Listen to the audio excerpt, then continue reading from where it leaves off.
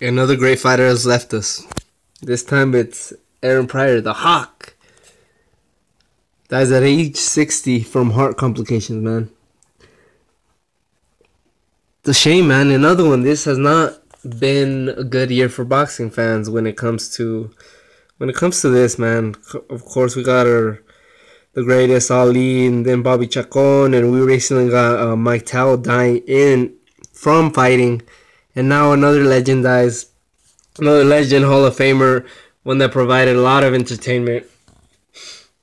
None more entertaining than his fight with Alexis Arguello, which was fight of the decade in the 80s. Think of that, fight of the decade in the 80s, when you have such great fights. Like all the fights of the Big Four, all the fights Tyson, Holyfield, Bobby Chacon. When you think of all those great fights, Arguello Pryor was the number one fight of the decade. That's how great that fight was. And the second fight was good too. And it's a shame now that they're both dead in very different fashions, but they're both dead. Sad.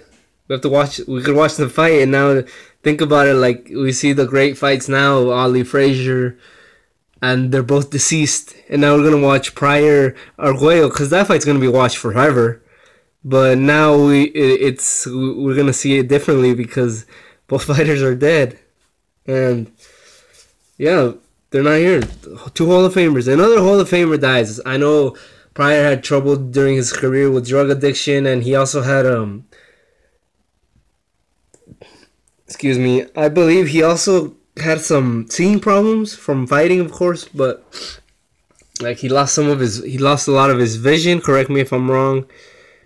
But he had a tough ride too because of drugs and all that, and his injuries from his eyes cut his career short. He has one loss at the end of his career, but another one, man. Thanks everybody for watching. Peace.